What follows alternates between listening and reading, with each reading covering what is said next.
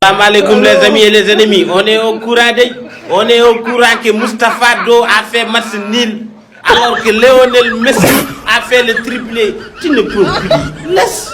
Il faut savoir retraiter. C'est pas forcé de marquer 1000 buts. Si tu veux vraiment 1000 buts, il te faut organiser ton propre championnat. Et tu prends ton pistolet qui essaie de te marquer, tu tires. C'est comme ça que tu vas avoir 1000 buts. Sinon c'est fini pour toi. Tu es fini mon gars.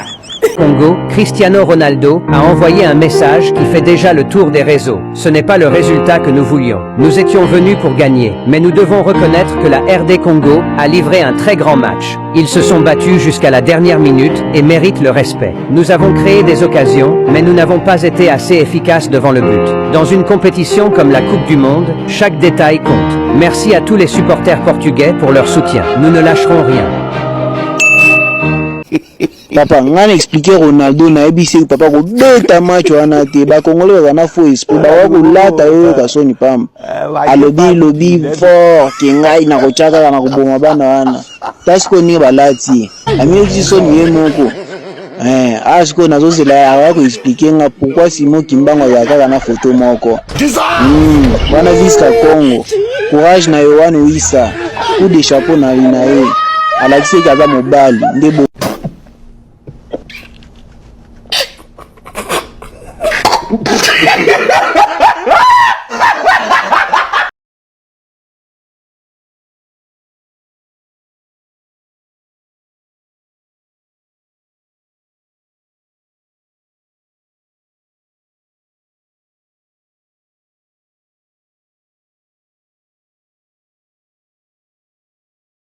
Congo, voilà le Congo qui fait 1-1 et le Portugal en premier mi-temps.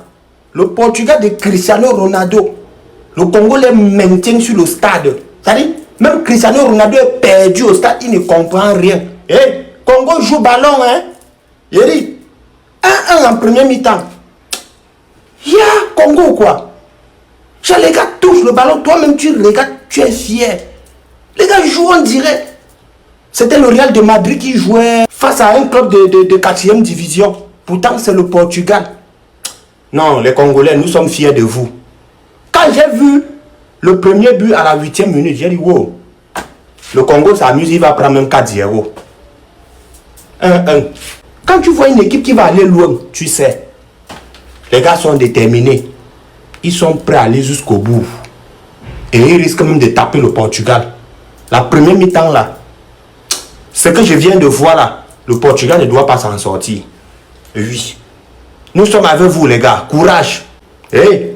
Si le Congo a tapé le Portugal, c'est qu'il n'y a pas l'homme pour eux. Congo est fort, hein. Congo est fort, hein. Portugal est...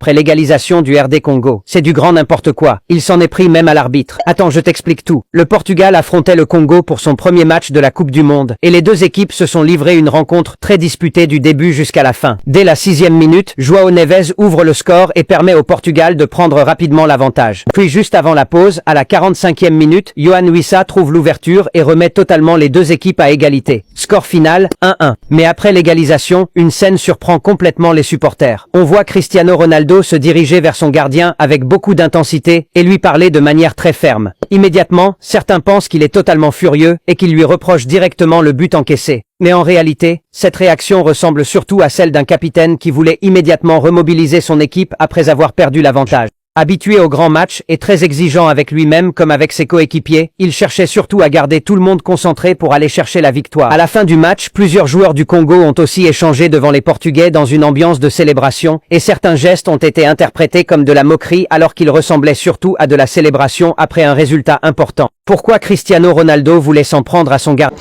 Cristiano Ronaldo n'est pas le problème du Portugal et voici la preuve. Regardez cette action. Il rentre dans la surface, passe mon jambe, il fait la passe à Fernandes et regardez son comportement.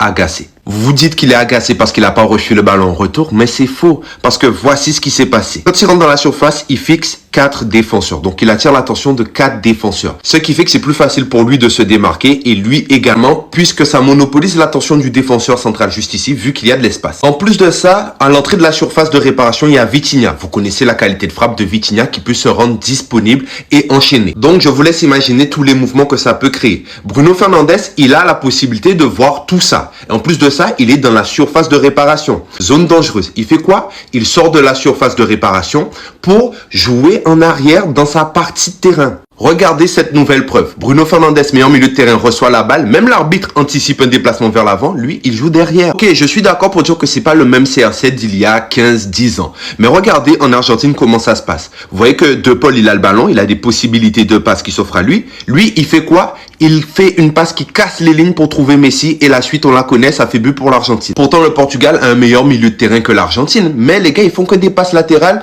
Et quand ils sont dans la surface de réparation, ils sortent de la surface pour jouer dans leur camp. Après ça, on dit que c'est CR7 le problème, qui pense qu'à marquer, il est égoïste. Mais il reçoit même pas de ballon. Même lui, il vous le dit, ça fait que des passes latérales.